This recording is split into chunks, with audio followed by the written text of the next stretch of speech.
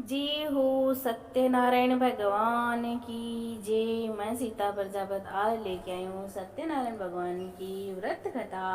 तो इस व्रत में कौन कौन सी सामग्री चाहिए वो बता रही हूँ। पहले तो केले के खम्बे, पंच पल्लव, कलश, पंचरल, चावल, कपूर, धूप, पुष्पों की माला, श्रीफल, अंग वस्त्र, नवेद, कलावा, आम के पत्ते, यज्ञवती वस्त्र, गुलाब के फूल, दीप, तुलसी दल, पान, पंचामृत, दूध, दही, दरत, शहद, शक्कर, केसर, बंदावर, चौकी। पूजा विधि इस प्रकार। व्रत करने वाला पूर्णिमा व संक्रांति के दिन प्रातः अथवा सायंकाल को स्नान आदि से निवृत्त हो घर पर पूजा स्थान में आसन पर बैठकर श्रद्धा पूर्वक श्री गणेश, गौरी, वरुण, विष्णु आदि सब देवताओं का ध्यान करके पूजन करें और संकल्प करें कि मैं श्री सत्यनारायण स्वामी का पूजन तथा नैवेद्य से पूजा करूंगा, कथा श्रवण सदैव करूंगा। पुष्प हाथ में लेकर नारायण का ध्यान करें। योगवती पुष्प, धूप, नवेद आदि से युक्त होकर स्तुति करें। हे भगवान, मैं श्रद्धा पूर्वक फल, जल आदि सब सामग्री आपको अर्पण की है, इसे स्वीकार कीजिए। मेरा आपको बारंबार नमस्कार है। इसके बाद श्री सत्यनारायण जी की कथा पढ़े या स्मरण करें। श्री सत्यनारायण व्रत कथा। पहला अध्याय। एक समय नैमिषारण्य तीर्थ में सेना की 88,000 ऋषियों ने श्री सूत जी से पूछा, हे प्रभु, इस कलयुग में वेद विदा रहित मनुष्यों को प्रभु भक्ति किस प्रकार मिलेगी तथा उनका उद्धार कैसे हो?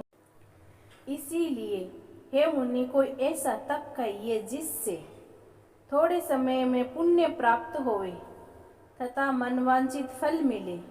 वह कथा सुनने की हमारी इच्छा है। सर्वशास्त्र ज्ञाता श्री सूत जी बोले, हे वैष्णव में पूज्य, आप सब ने प्राणियों के हित की बात पूछी है। अब मैं उस श्रेष्ठ व्रत को आप लोगों से कहूँगा जिस व्रत को नारद जी ने लक्ष्मी नारायण से पूछा था और लक्ष्मीपति ने मुनि श्रेष्ठ नारद से कहा था, सो ध्यान से सुनो। एक समय योगीराज नारद जी दूसरों के हित की इच्छा से अनेक लोकों में घूमते हुए मृत्यु लोक में आ पहुँचे। यहाँ अनेक योनियों में जन्मे हुए प्राय सभी मनुष्यों को अपने अपने कर्मों के द्वारा अनेकों दुखों से पीड़ित देखकर सोचा, किस यत्न करने से निश्चय ही प्राणियों के दुखों का नाश हो सकेगा। ऐसा मन में सोचकर विष्णु लोक को गए। वहाँ श्वेत वर्ण और 4 भुजाओं वाले 10 देवों के इस नारायण को देखकर, जिनके हाथ में शंख और चक्र, पद्म और गदा थे तथा वरमाला पहने हुए थे, स्तुति करने लगे, हे भगवान, आप अत्यंत शक्ति से संपन्न हैं। मन तथा वाणी भी आपको नहीं पा सकती। आपका आदि मध्य अंत नहीं है। निर्गुण स्वरूप सृष्टि के आदिभूत व भक्तों के दुखों को नष्ट करने वाले हो, आपको नमस्कार है। नारद जी से इस प्रकार की स्तुति सुनकर विष्णु भगवान बोले, हे मुनि श्रेष्ठ, आपके मन में क्या है? आपका किस काम के लिए आगमन हुआ है? निसंकोच कहो। तब नारद मुनि बोले, मर्त्युलोक में सब मनुष्यों जो अनेक योनियों में पैदा हुए हैं, अपने अपने कर्मों के द्वारा अनेक प्रकार के दुखों से दुखी हो रहे हैं। हे नाथ, मुझ पर दया रखते हो तो बतलाओ कि उन मनुष्यों के सब दुख थोड़े से ही प्रयत्न से कैसे दूर हो सकते हैं। श्री भगवान जी बोले, हे नारद, मनुष्यों की भलाई के लिए तुमने बहुत ही अच्छी बात पूछी है। जिस काम के करने से मनुष्य मोह से छूट जाता है, वह मैं कहता हूँ, सुनो। बहुत पुण्य देने वाला स्वर्ग तथा मर्त्युलोक में दोनों में दुर्लभ एक उत्तम व्रत है।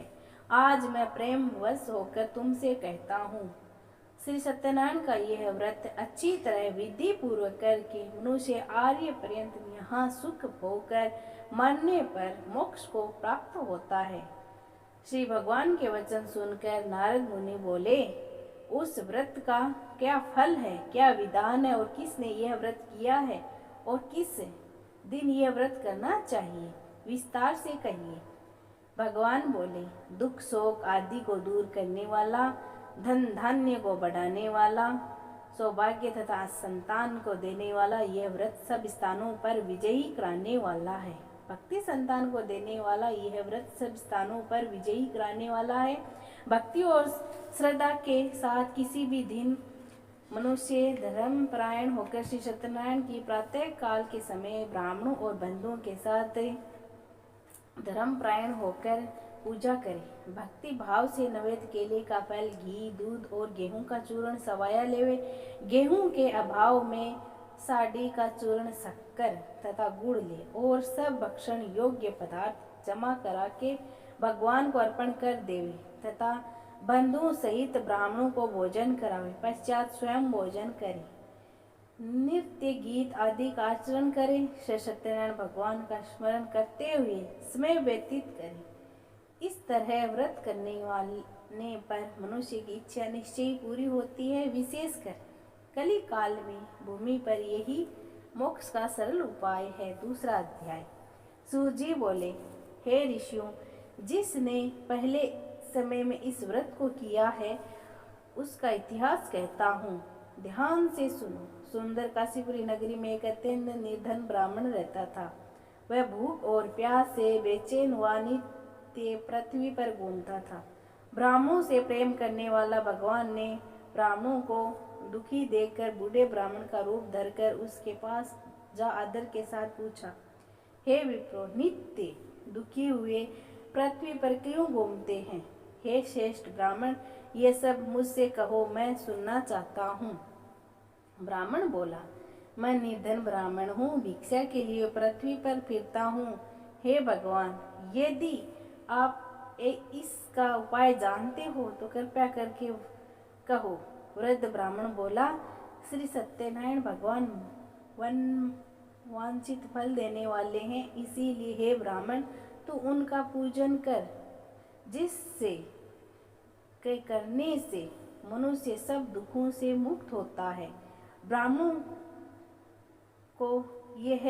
ब्राह्मण को व्रत का सारा विधान बतलाकर बूढ़े ब्राह्मण का रूप धारण करने वाला श्री सत्यनारायण भगवान अंतर्ध्यान हो गए। जिस व्रत को वृद्ध ब्राह्मण ने बतलाया है, मैं उसको करूँगा, ये निश्चय करने पर उस रात में उसे नींद भी नहीं आई। वह सवेरे ही उठकर सत्यनारायण के व्रत का निश्चय कर भिक्षा के लिए चला। उसको भिक्षा में बहुत सा धन मिला, जिससे बंधु बांधवों के साथ उसने श्री सत्यनारायण का व्रत किया। इसके करने से वह ब्राह्मण सब दुखों से छूटकर अनेक प्रकार की संपत्तियों से युक्त हुआ। उस समय से वह ब्राह्मण हर मास व्रत करने लगा। इस तरह श्री सत्यनारायण व्रत के भगवान के व्रत को जो करेगा वह मनुष्य सब दुखों से छूट जाएगा। इस तरह नारद जी से नारायण का यह कहा हुआ यह व्रत मैंने तुमसे कहा। हे विप्रो, मैं अब और क्या कहूँ? ऋषि बोले, हे मुनिवर, संसार में इस ब्राह्मण से सुनकर किस किस ने इस व्रत को किया, हम यह सब सुनना चाहते हैं। इसके लिए हमारे मन में श्रद्धा है। सूत जी बोले, हे मुनियों, जिसने इस व्रत को किया है वह सब सुनो। एक समय एक ब्राह्मण धन और ऐश्वर्य के अनुसार बंधु बांधवों के साथ व्रत करने को तैयार हुआ। उसी समय एक लकड़ी बेचने वाला बूढ़ा आदमी आया और बाहर लकड़ियों को रखकर ब्राह्मण के मकान में गया। प्यास से दुखी लकड़हारा उनको व्रत करते हुए देखकर ब्राह्मण को नमस्कार कर कहने लगा कि आप यह क्या कर रहे हैं और इसके करने से क्या फल मिलता है, कृपया करके मुझे कहो। ब्राह्मण ने कहा, सब मनोकामनाओं को पूर्ण करने वाला ये श्री सत्यनारायण भगवान का व्रत है। इसी की कृपा से मेरे यहाँ धन धान्य आदि की वृद्धि हुई है। ब्राह्मण से इस व्रत के बारे में जानकर लकड़हारा बहुत प्रसन्न हुआ। शरणामत ले और प्रसाद खाने के बाद अपने घर को गया। लकड़हारा ने अपने मन में यह इस प्रकार संकल्प किया कि आज नगर में लकड़ी बेचने से जो धन मिलेगा उसी से श्री सत्यनारायण देव का उत्तम व्रत करूंगा। यह मन में विचार कर वह बूढ़ा आदमी लकड़ियां अपने सर पर रखकर जिस नगर में धनवान लोग रहते थे वह ऐसे सुंदर नगर में गए। उस रोज वहां पर उसने उन लकड़ियों का दाम पहले दिनों से चौगुना मिला।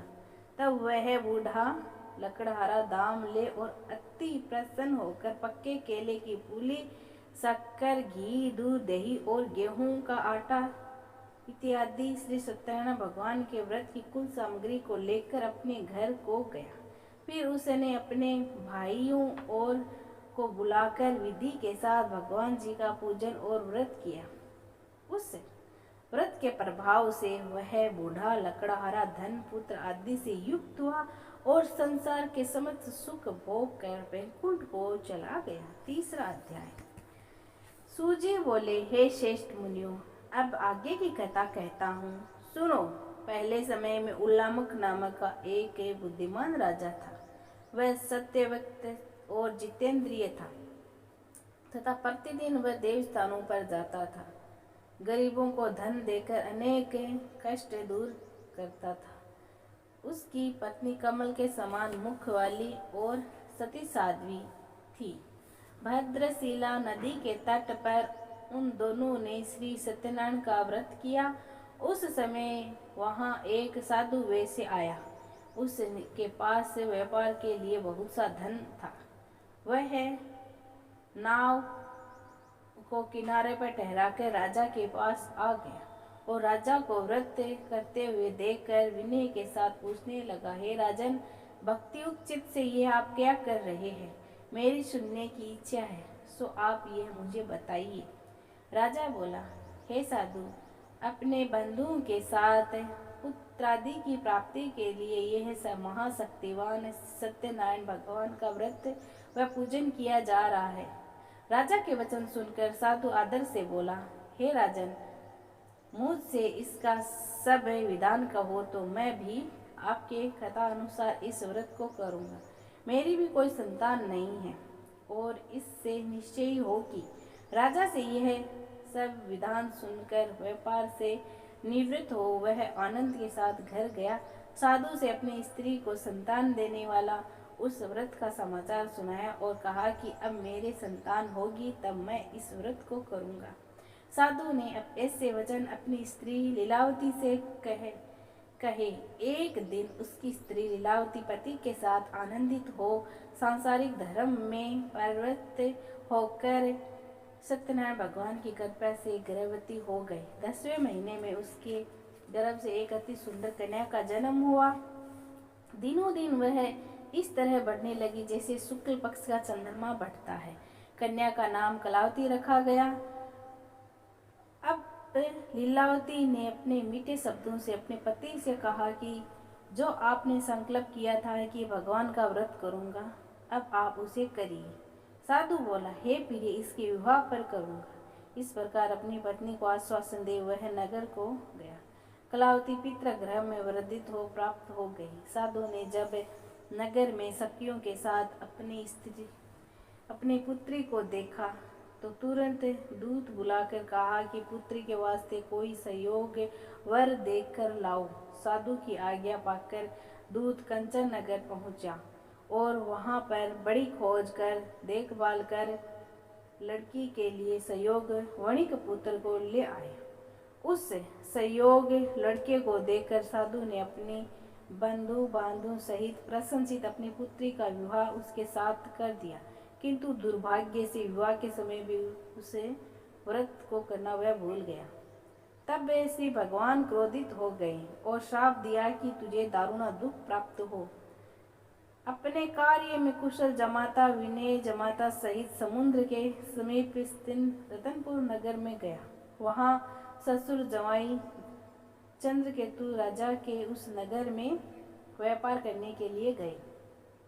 एक रोज भगवान श्री सत्यनारायण की माया से प्रेरित कोई चोर राजा का धन चुराकर भागा जा रहा था, किंतु राजा के दूतों को आता देखकर चोर ने घबराकर भागते हुए राजा के धन को वहीं छुपाकर रख दिया जहां ससुर जमाई ठहरे हुए थे। जब दूतों ने उसे साधु वैश्य के पास राजा के धन को रखा हुआ देखा तो वह दोनों बंधु को बांध कर ले गए और प्रसन्नता से दौड़ते हुए राजा के समीप जाकर बोले, यह दो चोर हम पकड़कर लाए हैं, कृपया करके आज्ञा दे। तब राजा की आज्ञा से उनको कठोर कारावास में डाल दिया। उनका सब धन छीन लिया गया। श्री सत्यनारायण भगवान के श्राप द्वारा उनकी पत्नी भी घर पर बहुत दुखी हुई थी और घर पर जो धन रखा था चोर चुरा कर ले गए। शारीरिक व मानसिक पीड़ा तथा भूख और प्यास से अति दुखित हो अन्न की चिंता में कलावती एक ब्राह्मण के घर गई। वहां उसने श्री सत्यनारायण भगवान का व्रत होते देखा, फिर कथा सुनी तथा प्रसाद ग्रहण कर रात को घर आई। माता ने कलावती से कहा, हे पुत्री, अब तक तू कहाँ रही? वे तेरे मन में क्या है? कलावती बोली, हे माता, एक ब्राह्मण के घर श्री सत्यनारायण भगवान का व्रत देखा है। कन्या के वचन सुनकर लीलावती भगवान के पूजन की तैयारी करने लगी। लीलावती के परिवार ने और बंधु सहित श्री सत्यनारायण भगवान का पूजन किया और वर मांगा कि मेरे पति और दामाद शीघ्र आ जावे। साथ ही प्रार्थना की, हे भगवान, हम सबका अपराध क्षमा करो। श्री सत्यनारायण भगवान इस तरह से व्रत से संतुष्ट हो गए और राजा चंद्रकेतु को स्वप्न में दर्शन देकर कहा, हे राजन, दोनों वैश्य को प्रातः ही छोड़ दो और उनका जो तुमने धन लिया है उन्हें वापस दे दो, नहीं तो मैं तेरा धन राज्य पुत्र आदि सब नष्ट कर दूंगा। राजा से ऐसे वचन कहकर भगवान तो अंतर ध्यान हो गए। प्रातः काल राजा चंद्रकेतु ने सभा में अपना स्वप्न सुनाया। फिर दोनों वणिक पुत्रों को कैद से मुक्त कर सभा से बुलाया। दोनों ने आते ही राजा को नमस्कार किया। राजा मीठे वचनों से बोला, हे महानुभाव, भाविवश ऐसा कठिन दुख प्राप्त हुआ है, अब तुम्हें कोई भय नहीं है। ऐसा कहकर राजा ने उनको नए नए वस्त्र आभूषण पहनाए तथा उनका जितना धन लिया था उससे दुगना धन देकर आदर सहित विदा किया। दोनों वैश्य अपने घर को चल दिए। चौथा अध्याय। सूजी बोले, वेश्यों में मंगलाचार करके यात्रा आरंभ की और अपने नगर को चला। उनके थोड़ी दूर निकलने पर दंडी वेश्यधारी सत्यनारायण ने उनसे पूछा, हे साधु, तेरी नाव में क्या है? अभिमानी वणिक हंसता हुआ बोला, हे दंडी, आप क्यों पूछते हो? क्या धन लेने की इच्छा है? मेरी नाव में तो बेल और पत्ते भरे हैं।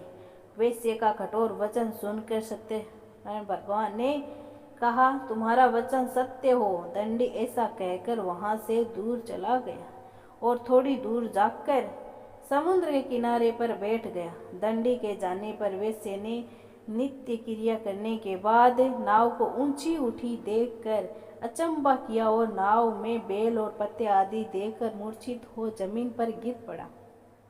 फिर मूर्छा खुलने पर अत्यंत शोक प्रकट करने लगा। तब उसका दामाद बोला कि आप शोक न करें, यह दंडी का श्राप है, अतः आप उन्हीं की शरण में चलना चाहिए, तभी हमारी मनोकामना पूर्ण होगी। दामाद के वचन सुनकर साधु वणिक दंडी के पास पहुंचा और अत्यंत भक्ति भाव से नमस्कार करके बोला, हे भगवान, आपकी माया से मोहित ब्रह्मा आदि भी आपके रूप को नहीं जानते, तब मैं अज्ञानी कैसे जान सकता हूँ।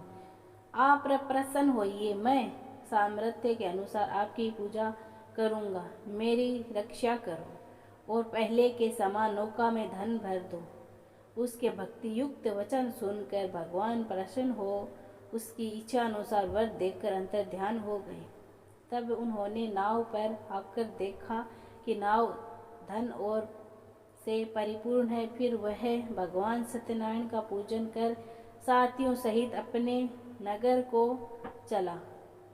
जब अपने नगर के निकट पहुंचा तब दूत को घर भेजा। दूत ने साधु के घर जाकर उसकी स्त्री को नमस्कार कर कहा कि साधु अपने दामाद सहित इस नगर के समीप आ गए हैं।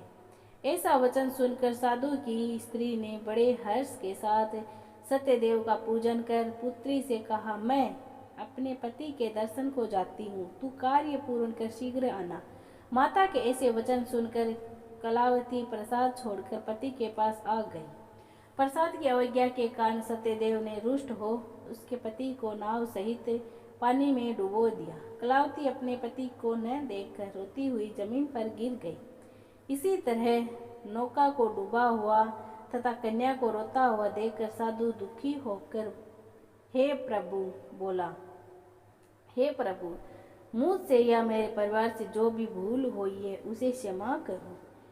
उसके दीन वचन सुनकर सत्यदेव प्रसन्न हो गए और आकाशवाणी हुई, हे साधु, तेरी कन्या मेरे प्रसाद को छोड़कर आई है, इसीलिए इसका पति अदृश्य हुआ है। यदि वह घर जाकर प्रसाद खाकर लौटे तो इसे पति अवश्य मिलेगा। ऐसी आकाशवाणी सुनकर कलावती ने घर पहुंचकर प्रसाद खाया, फिर आकर पति के दर्शन किए। पश्चात साधु ने बंधु बांधवों सहित सत्यदेव का विधि पूर्वक पूजन किया। उस दिन से वह प्रत्येक पूर्णिमा को श्री सत्यनारायण का व्रत व पूजन एवं कथा कहने लगा। फिर इस लोक को सुख भोग कर अंत में स्वर्ग लोक को गया। 5वां अध्याय।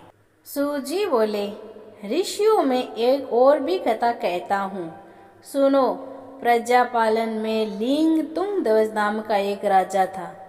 उसने भी भगवान का प्रसाद त्याग कर बहुत दुख उठाया। एक समय वन में जाकर वन्य पशुओं को मारकर बड़ के नीचे आया। वहाँ उसने ग्वालों को भक्ति भाव से बंधुओं सहित सत्यनारायण जी का पूजन करते देखा। राजा देखकर भी अभिमानवश वहाँ नहीं गया और न ही नमस्कार किया। जब ग्वालों ने भगवान का प्रसाद उसके सामने रखा तो वह प्रसाद को त्याग कर अपनी सुंदर नगरी को चला। वहाँ उसने सब कुछ नष्ट पाया तो वह जान गया कि ये सब भगवान ने किया है। तब वह विश्वास कर ग्वाल के सामने गया और विधि पूर्वक पूजन कर प्रसाद खाया तो सत्यदेव की कृपा से पहले जैसा था वैसा ही हो गया। फिर दीर्घ काल तक सुख भोग कर मरने पर स्वर्ग लोक को गया। जो मनुष्य इस परम दुर्लभ व्रत को करेगा, भगवान की कृपा से उसके धन धान्य की प्राप्ति होती है तथा सब मनोरथ पूर्ण होकर अंत में वह बैकुंठ धाम को जाता है। जिन्होंने पहले इस व्रत को किया है, अब उनके दूसरे जन्म की कहता हूँ, सुनो। वृद्ध सतानंद ब्राह्मण ने सुदामा का जन्म लेकर मोक्ष को पाया। उल्लामुख नामक का राजा दशरथ होकर वैकुंठ को प्राप्त हुआ। साधु नाम के वैश्य ने मोर ध्वज बनकर अपने पुत्र को आरे से चीर कर मोक्ष को प्राप्त किया। महाराज तुंगध्वज ने स्वयं भू होकर भगवान में भक्ति युक्त कर्म करके मोक्ष प्राप्त किया। इति श्री सत्यनारायण व्रत कथा संपूर्ण। बोलो श्री सत्यनारायण भगवान की जय हो। ओम जय लक्ष्मी रमणा हो, जय लक्ष्मी रमणा। सत्यनारायण स्वामी जनपातक हरण, जय लक्ष्मी रमणा। रतन जड़ित सिंहासन अद्भुत छवि राजे, नारद करत निरंजन घंटा ध्वनि बाजे, जय लक्ष्मी रमणा। प्रगट भये कलि कारण द्विज को दरस दियो, बूढ़ो ब्राह्मण बन कर कंचन महल कियो, जय लक्ष्मी रमणा। दुर्बल भील कटारो इन पर कृपा करी, चंद्रचूड़ एक राजा जिनकी विपत्ति हरी, जय लक्ष्मी रमणा वैसे मनोरथ पायो, श्रद्धा तेज दीनो सो फल भोग्यो, प्रभु जी फिर स्तुति कीनी, जय लक्ष्मी रमणा भाव भक्ति के कारण छिन छिन रूप धरियो, सरदा धारण कीनो तिनको काज सरियो, जय लक्ष्मी रमणा ग्वाल बाल संग राजा वन में भक्ति करी, मन वांछित फल दीनो दीन दयाल हरि, जय लक्ष्मी रमणा चढ़त प्रसाद सेवायो, कदली फल मेवा धूप दीप तुलसी से राजी सत्य देवा, जय लक्ष्मी रमणा श्री सत्यनारायण जी की आरती जो कोई नर गावे, कहत शिवानंद स्वामी मन वांछित फल पावे, ओ जय लक्ष्मी रमणा। जय हो श्री सत्यनारायण भगवान की जय हो। हे श्री सत्यनारायण भगवान, जितना भी मेरे सब्सक्राइबर हैं, जितना भी मेरी कथा नित्य सुनते हैं, उन सब की मनोकामना पूर्ण करना, और जो मेरी इस कथा को लाइक शेयर करेगा उनको सारे उनके पूर्ण करना और अपने आशीर्वाद में उन पर बनाए रखना। जय हो श्री सत्यनारायण भगवान की जय।